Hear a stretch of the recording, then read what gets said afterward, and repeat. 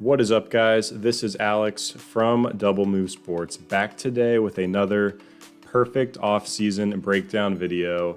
This series has been a ton of fun. I basically take a team and I look at their roster, the free agents that they have coming up this season, the potential guys on the open market, and their draft capital, and I put together what would be the perfect offseason of roster moves for this team as we look forward to 2021 and beyond.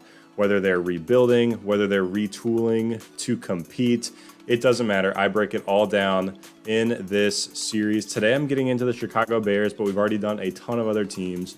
Check those out on the channel. Hit that like and subscribe button before we jump in, and comment down below teams you would like to see me break down next. But let's get into the Chicago Bears. The Bears are coming off of a very middle of the pack 8-8 season where they made the playoffs. 8-8 in the NFL is kind of the worst place you can be. You either want to be competing for that title, a couple pieces away, or you really want to be rebuilding, starting from the ground up to make yourself competitive for years to come. You don't want to go 8-8, 10 seasons in a row and make the playoffs with a first-round exit every single time. So for the Chicago Bears, they're kind of caught in the middle. Do we rebuild or do we compete? And I think they can rebuild while continuing to be competitive, and that's what we're going to break down here. Their biggest question obviously comes at the quarterback position, and we will get into that as well.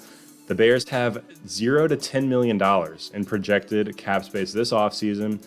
It's going to make things a little bit tight, especially with some of the free agents they have, especially with a need at the quarterback position. So we're going to get into how we can free up some cap space, which guys we should see them sign, and who they should target in the draft. So first, let's go ahead and add some cap flexibility for this Chicago Bears team. To do that, we're going to have to make some cuts. Jimmy Graham is the first name that comes to mind when I look at this roster and I look at these salaries. He's been great for the Bears. Last season, he had a huge season in terms of touchdowns, a great red zone target, whether it was Trubisky or Nick Foles.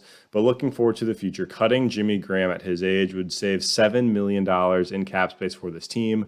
Cole Kmet is ready to go on and take a bigger role in this offense. So I think you can move on from Jimmy Graham, save that cap space. And then the next name that comes to mind is Javon Wims. This one is lower down the list, but it's an easy $1 million. You can cut him, move on, save $1 million.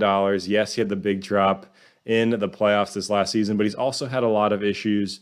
Losing his cool on the field, unsportsmanlike conduct penalties, things like that. If you're not performing and you're also not giving this team a spark in terms of your attitude and your sportsmanship on the field, that's the kind of guy they need to go ahead and move on from, kind of an issue to the culture there in Chicago. So those two moves are pretty simple in terms of cuts. It saves the Bears a total of $8 million. And next, we're going to go ahead and get into a trade I would like to see the Chicago Bears make that would actually free up additional cap space. And this one's tough because this player is a great cornerback. He's one of the top in the league right now. It's Kyle Fuller.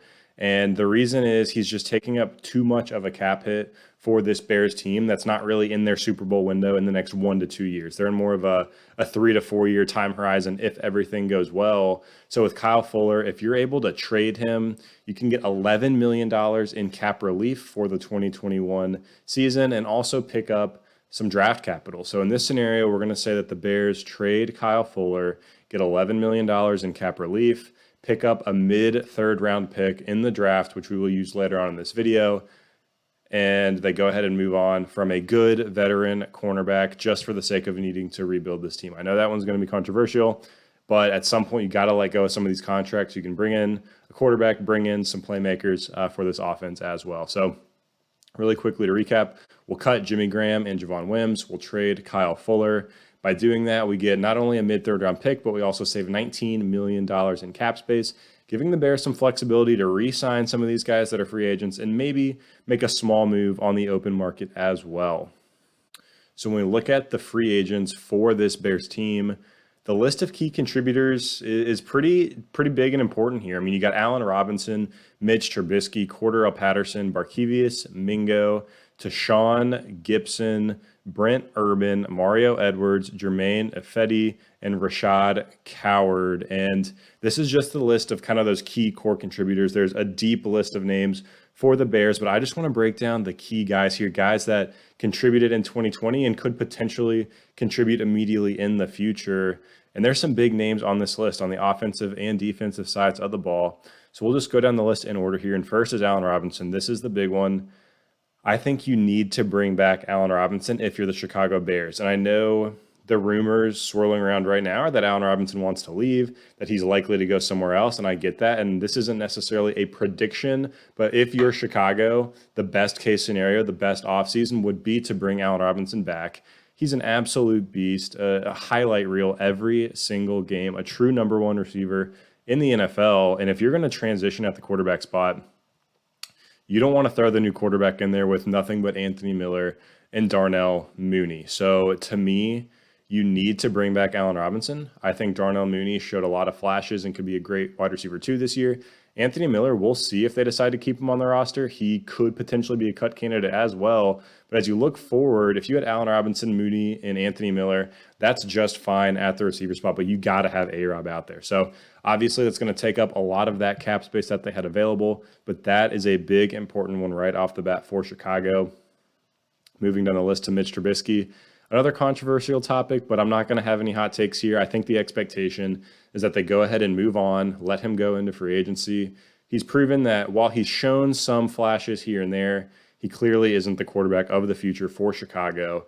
You just have to let him go and try somebody new at the quarterback spot, and we'll get into that here in a little bit. Next is Cordarrelle Patterson. I think the Bears are committed to David Montgomery and Tariq Cohen in the backfield. Patterson started out his NFL career as a receiver, so he's kind of this do-it-all, special teamer, running back, receiver, utility guy, whatever you want to call him. I think you got to go ahead and move on from Patterson. He's been great to have, but with the cap crunch that you have, with Cohen coming back from injury, I think you go ahead and move on from Cordarrelle. Now we'll flip over to the offensive line. We'll go finish up the offensive side of the ball here first. You have Germain Ifedi and Rashad Coward. Rashad Coward, only 33% of snaps last season, truly a backup offensive lineman. You can let him go. Germain Ifedi, he's an interior offensive lineman. He actually came into the league as a tackle, but played a lot on the interior offensive line for Chicago last season, got some increased playing time because of some injuries around the center spot and the guard spot. So I think you have to let him go. I think the Bears interior offensive line is going to be just fine with Sam Mustipher, Alex Bars, and Cody Whitehair. No, those aren't names that are all Pro Bowl caliber players on the interior offensive line, but you have enough of a base there to where you don't need to bring back Ifedi moving forward. Maybe you draft someone in the late rounds and see if they can develop into a good starting offensive lineman. So really quickly, let's go ahead and flip to the defensive side of the ball. You got Berkevius Mingo and Tashawn Gibson. These two guys are interesting, and I think I would like to see the Bears actually bring both of them back on affordable deals, short-term deals as veterans. This Bears defense is great with these two, obviously with Khalil Mack, and you also have Eddie Goldman coming back from an opt-out last season. So the defense is strong. The defense is very good. The defense carries this football team, and if you can get Mingo and Gibson back on veteran deals, 1 to 2 year deals, fairly affordably, keep that continuity there, I think that would be huge for this Bears team. And then we got Brent Urban and Mario Edwards. Brent Urban, I think we let go at defensive tackle, like I mentioned. Eddie Goldman will be back from an opt-out, so he's going to slide right in at that starting defensive tackle spot. And Mario Edwards, after some off-the-field issues, I think he is all but gone at this point for the Chicago Bears. So really quickly, let's recap. You're going to bring back Allen Robinson, Barkevius Mingo, and Tashawn Gibson. You're going to let go of Mitch Trubisky, Cordarrelle Patterson, Brent Urban, Mario Edwards, Germain Ifedi, and Rashad Coward. Next, we're going to go ahead and move on to free agents on the open market.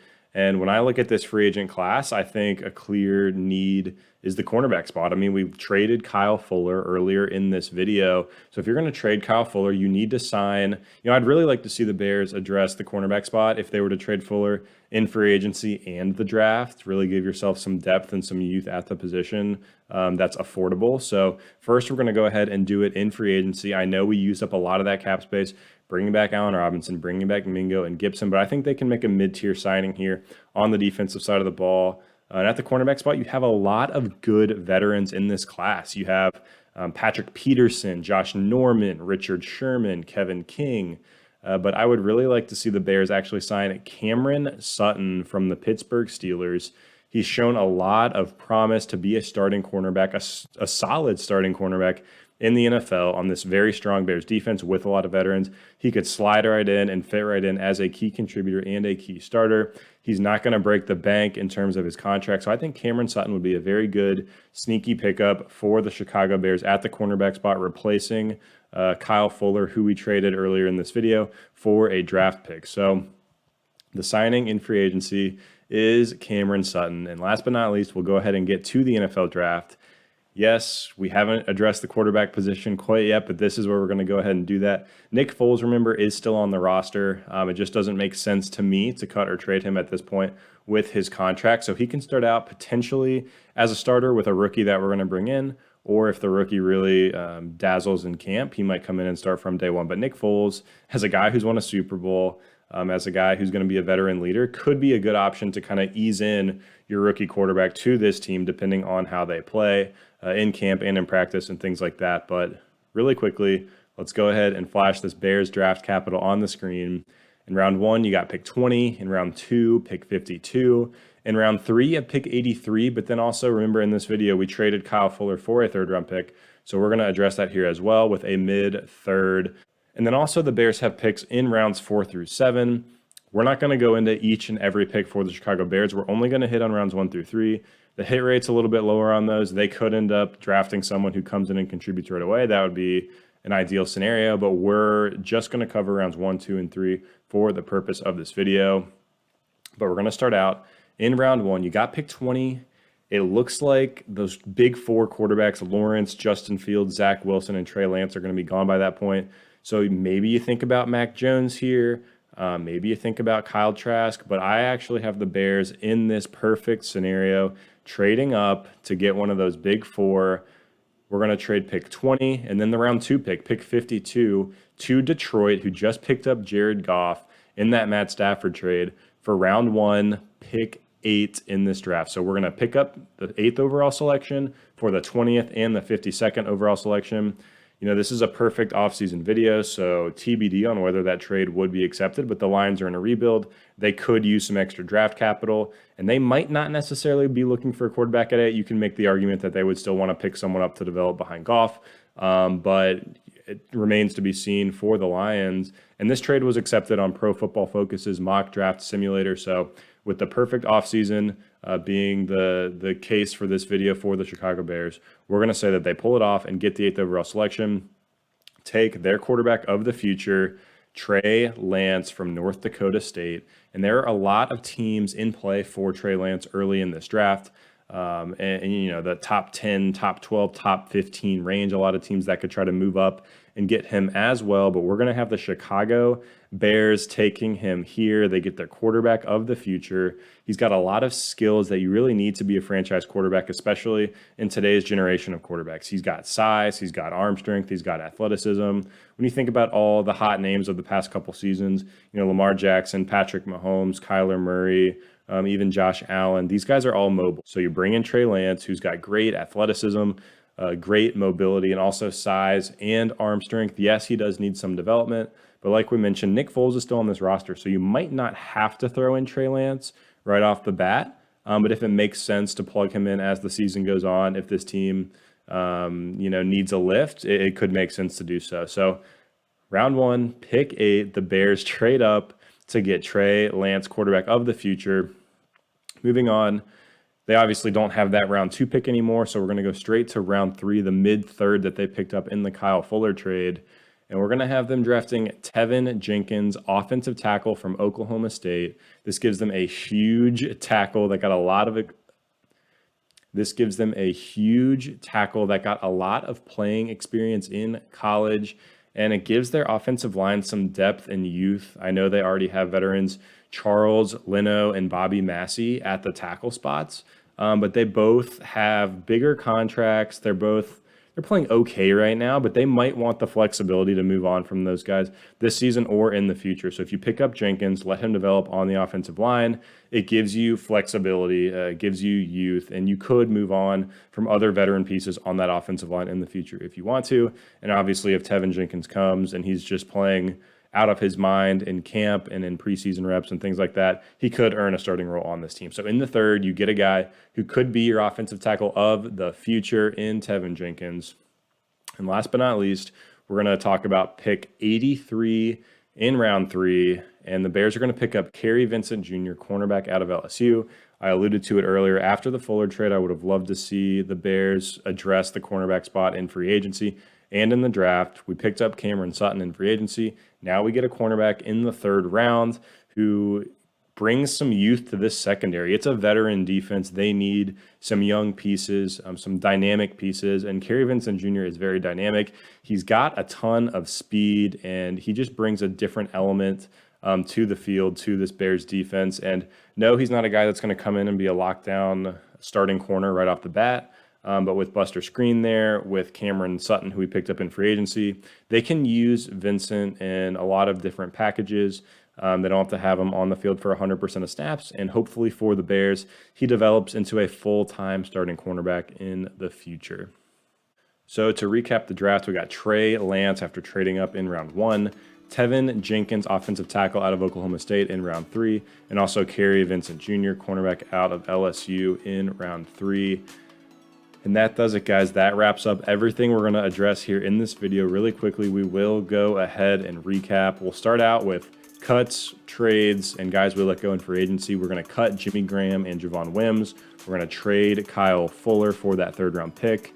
And then in free agency, we're going to let go of Mitch Trubisky, Cordarrelle Patterson, Brent Urban, Mario Edwards, Jermaine Ifedi, and Rashad Coward.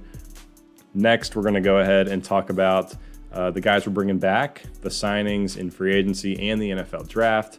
We're going to bring back Allen Robinson, Barkevious Mingo, and Tashawn Gibson from our own free agents.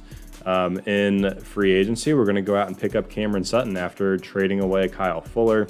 And then in the draft, we get Trey Lance in the first round, followed by Tevin Jenkins, offensive tackle out of Oklahoma State in round 3, and Kerry Vincent Jr., cornerback out of LSU. So that is everything. A lot of debatable topics here. One of the biggest questions heading into this offseason is what are the Bears going to do at the quarterback position? It's going to be interesting to see if they're able to pull off a trade like this in the draft. I think that's something that could benefit them in the future, looking forward, to 2021 and beyond. But let me know in the comments down below what you think the Bears' plan is going to be at the quarterback spot. Also, let me know what you think of this breakdown. What would you have done differently? What did I do well here? And as always, let me know what team you want to see me break down next. Hit that like button, hit that subscribe button if you haven't already. But again, this is Alex from Double Move Sports, and we'll see you next time.